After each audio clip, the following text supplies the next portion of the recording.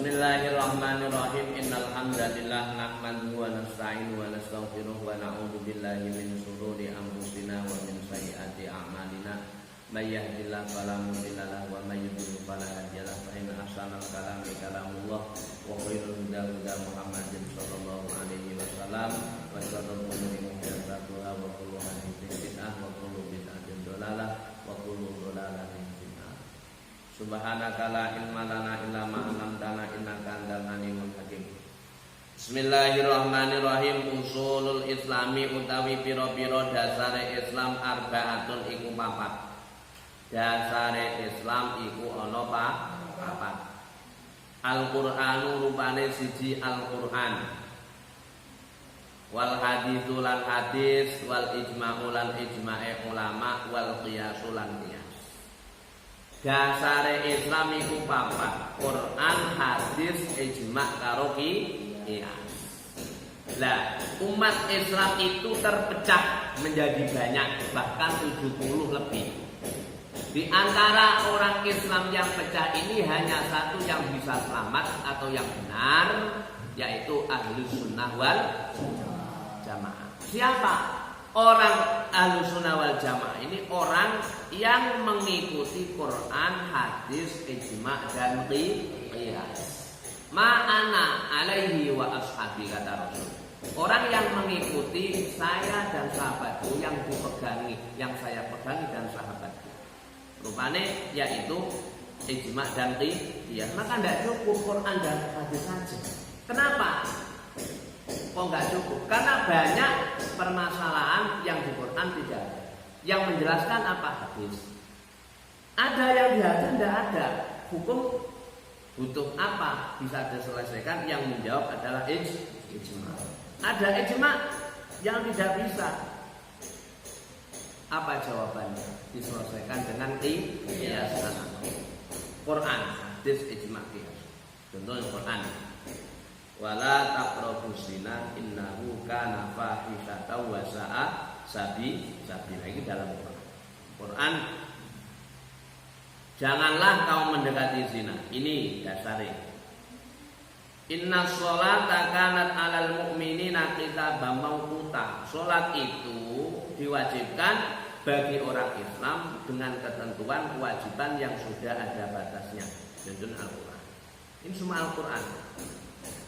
Lah Al-Quran yang jumlahnya ada berapa juz? 30. Mulai surat Al-Fatihah secara urutan sampai surat An-Nas. Yang semuanya suratnya ada 114. Yang ayatnya ada 6.666.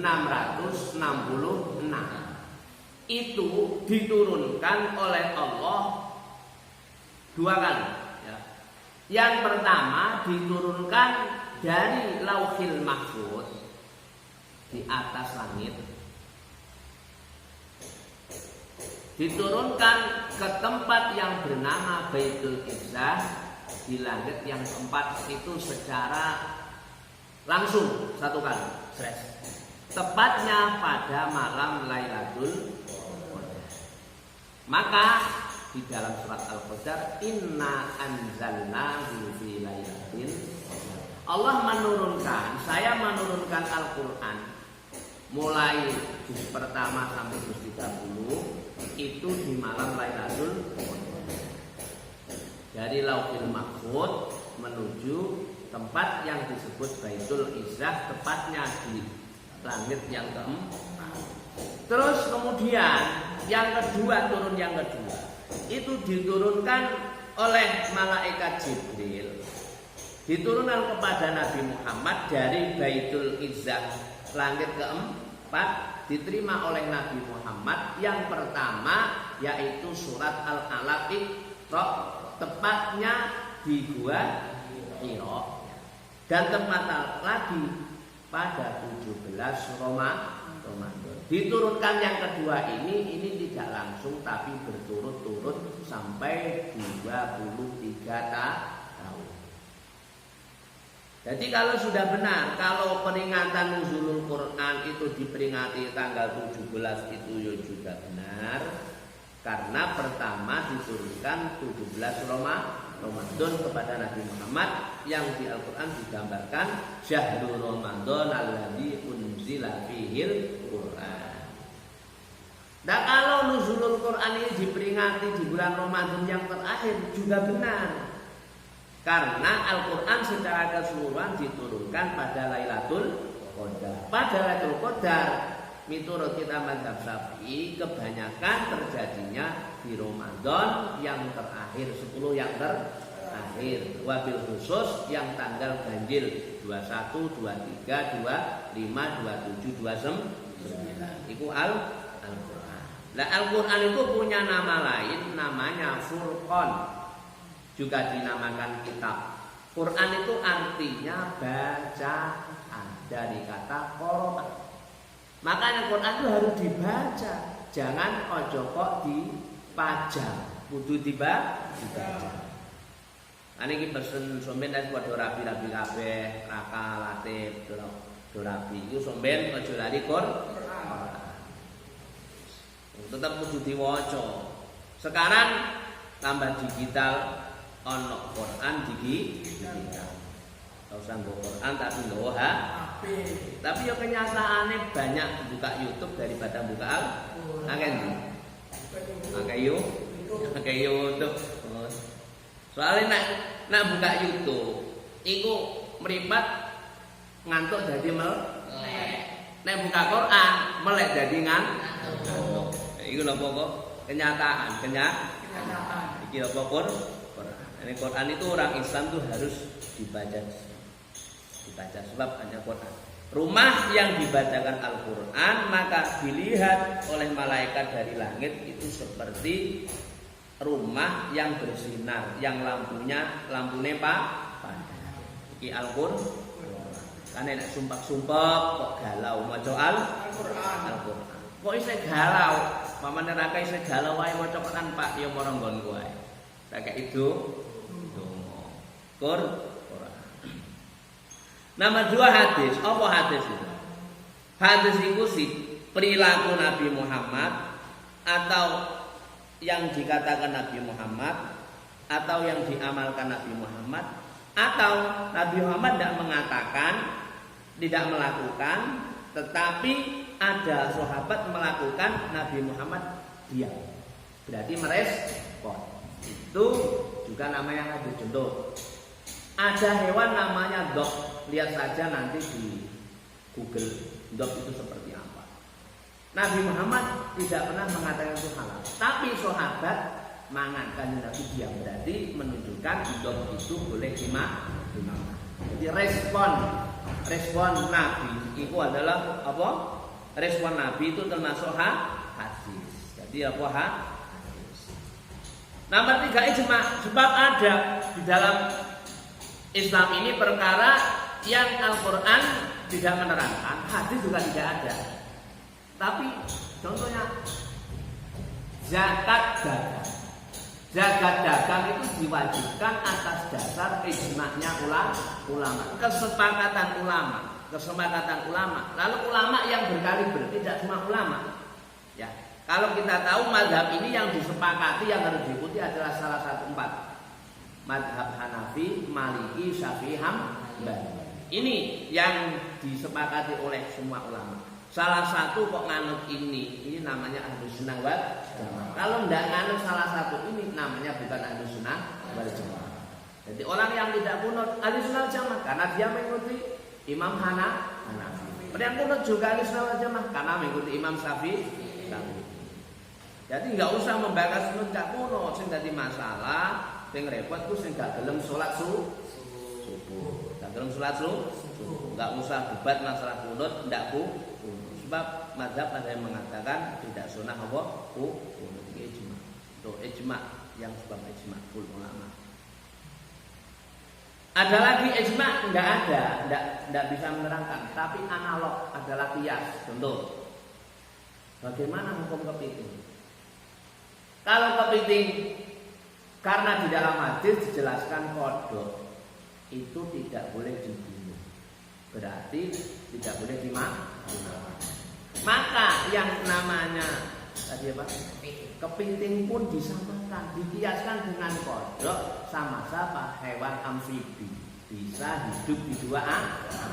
Jadi kalau apa dasarnya kepiting kok haram? Karena dikiaskan dengan kodok, kata kodok amfibi. Al-qiyas itu namanya apa? Qiyas. Contoh lagi di dalam Al-Quran, wala taqul lahum uffin. Bentak orang tua nggak oleh, contoh rakan nggak oleh. Disuruh ibu mama kesel, nggak ngerti kesel, tidak boleh karena itu ucapan uff. Ucapan uff saja kasar tidak boleh pada orang tua, apalagi memukul orang tua. Berarti tambah juga tidak boleh. Loh, nggak ada. Ada misal ada orang nakal. Di Quran nggak ada yang mengatakan tidak boleh memukul orang tua. Berarti boleh siapa yang mengatakan? Uang ucap kasar saja tidak boleh, apalagi memukul orang lebih menyakitkan. Dalilnya apa dasar? Namanya kias. Memukul orang tua dikiaskan dengan mengucap kasar, sama-sama membuat orang tua sakit hati. Berarti apapun kalau membuat orang tua sakit hati dengan disengaja, itu namanya berani kepada orang tua, pukul wajib. Iki dasarnya Islam satu Quran, hadis, ijma sama apa qiyas. Iku qiyas. Quran, hadis, ijma, qiyas. Nah, sementara ini yang menganut ini Ahlussunnah wal Jamaah ini yang kita lihat saat ini di Indonesia, orang-orang Islam yang mengikuti ajaran Wali Songo yang saat ini disebut Nahdlatul Ulama. Maaf ya, sebab ada orang yang tidak mau ijma, yang tidak mau juga ada. Al-Quran utawi Al-Quran, wa utai Al-Quran kitabullahi kitabi Allah al-munazzalu kang diturunno ala sayyidina ing atase Gusti kita Muhammadin Nabi Muhammad sallallahu alaihi wasallam. Jadi wong Islam ku wajib nek ana Muhammad, Nabi Muhammad disebut, itu wajib maca sholawat. Wajib maca sholawat. Mergo ora usah ngenteni sallallahu alaihi wasallam. Misalnya ana pembicara atau pembawa acara, mari kita haturkan sholawat kepada Nabi Muhammad. Tidak usah menunggu sallallahu alaihi wasallam. Kita sebagai orang Islam ketika mendengar kata Muhammad atau kata Rasulullah, kita harus mengucapkan Allahumma sholli wa sallim alaihi atau ala Muhammad. Kalau tidak seperti itu, maka kita menjadi orang yang paling bakhil, paling medit sedunia. Lalu Nabi Muhammad itu alasan kenapa dunia itu dibikin oleh Allah. Seandainya Allah tidak berkehendak menciptakan Nabi Muhammad, maka tidak ada dunia. Kalau dunia nggak ada, kita pun tidak ada. Maka sudah sepatutnya kita itu menjadi umat Nabi Muhammad selalu bersolawat terus. Li islahin nasi krono bagusno manusa fi dinihim ing dalam agamane manusa wa dunyam lan dunyane wa manusa wa akhiratim lan akhirate manusa. Quran itu adalah kitabnya Allah yang diturunkan kepada Nabi Muhammad supaya manusia bahagia dunia dan akhirat. Kitabnya Allah kan kemarin saya jelaskan ada berapa semuanya? 104. Salah satunya Al-Quran. Dan Al-Quran kecuali menjadi dasar Islam plus menjadi mukjizatnya Nabi Muhammad. Jadi kekuatan Nabi Muhammad untuk menyampaikan wahyu Allah itu Al-Quran. Sebab Al-Quran itu kenapa kok menjadi mukjizat? Meskipun zaman sudah berganti, ya zaman dulu Nabi Muhammad 15 abad yang lalu, 14 abad yang lalu, sampai sekarang Al-Quran masih relevan. Beda kalau mukjizatnya Nabi yang dulu. Setelah tergernya zaman sudah tidak relevan lagi. Misal ketika zaman Nabi Musa diberi tongkat yang berubah menjadi ular yang besar. Karena zaman itu yang paling ramai adalah zaman sihir. Tapi setelah itu habis, maka gantilah generasi, tidak relevan. Dulu ketika zaman Nabi Isa diberi keajaiban dan mukjizat bisa menghidupkan orang meninggal. Ini orang mati dijemput Nabi Isa langsung urip. Penyakit dijemput Nabi Isa hilang. Saya kenapa Nabi Isa masih ada sekarang di dunia? Tidak ada corona. Dijemput Nabi Isa apalagi kok corona. Orang mati saja dijemput jadi hidup. Hidup itu Nabi Isa. Coba bayangkan. Tapi sekarang setelah tergerusnya zaman itu sudah tidak relevan lagi. Tapi kalau Quran sebab membahas ketuhanan Allah, membahas kebenaran agama tauhid. Mulai zaman Nabi Muhammad sampai besok akhir zaman tetap Al-Quran tetap cocok, tetap relevan untuk kehidupan Islam dimanapun dan dimanapun dan dimanapun di zaman apapun. Itu Al-Quran. Maka bahkan sampai besok Nabi Isa akan datang lagi menjelang hari kiamat untuk meneruskan syariatnya Nabi Muhammad. Nabi Isa. Maka kita tidak setuju kalau ada kata-kata wafatnya Nabi Isa. Kita orang Islam harus menolak. Karena Nabi Isa belum wafat sesuai nas Al-Quran. Nabi Isa diangkat di langit, iya. Tapi kalau kata-kata kenaikan Isa atau Yesus kita setuju. Sebab memang Nabi Isa diangkat oleh Allah dari dunia ke langit. Tapi belum meninggal. Saat ini Nabi yang masih hidup ada 3. Satu Nabi Isa, Nabi Khidir, ketiga Nabi Ilyas. Ketiga ini setiap Nabi Ilyas dan Nabi Khidir setiap Haji Akbar, kebetulan kemarin Haji Akbar, haji yang bertepatan hari Jumat, itu pasti bertemu di Makkah. Namanya Haji Akbar. Di haji apa? Itu Nabi Isa. Besok Nabi Isa akan datang menjelang hari kiamat, menumbangkan musuh Allah, musuh Islam adalah Dajjal. Ini Nabi Isa. Setelah Dajjal tumbang oleh Nabi Isa, semua dunia menjadi satu. Agamanya Islam. Eropa, Asia, Afrika, Indonesia, semuanya, semua benua Islam yang menjadi pemimpin satu Nabi Isa. Dan ketika waktu itu tidak ada zaman yang semakmur seperti itu. Semua orang kaya raya, sampai orang sedekah itu nggak ada yang mau menerima karena kaya semua. Jadi ana wong duwe mobil, iku gak ana sing gelem dadi umbah dhewe. Mulai gak ana sing gelem dadi pelayan, gak ana sing dadi pembang, saking makmurnya. Dijelaskan dalam hadis-hadis itu sebenarnya saking makmurnya. Sampai ada buah semongko ikut diangkat orang 70 gak kuat. Saking gede. Ada apel dimakan orang 80 gak habis. Apel satu, saking makmure zaman. Kapan itu? Menjelang hari kiamat ketika dunia dipimpin Nabi Isa. Tapi itu tidak lama. Setelah itu Nabi Isa wafat. Antara ada yang mengatakan 7 tahun, ada yang mengatakan 40 tahun. Maka orang semua murtad, semuanya kafir. Orang yang gelem sembahyang, orang yang menyebut Allah, maka terjadilah yang disebut kiamat kubra.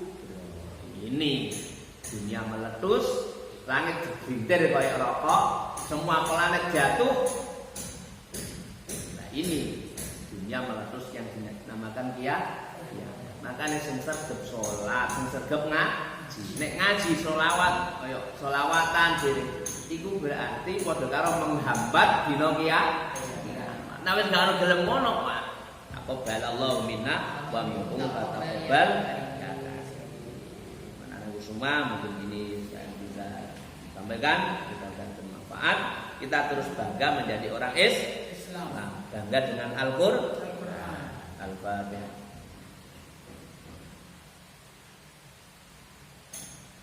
Assalamualaikum warahmatullahi wabarakatuh.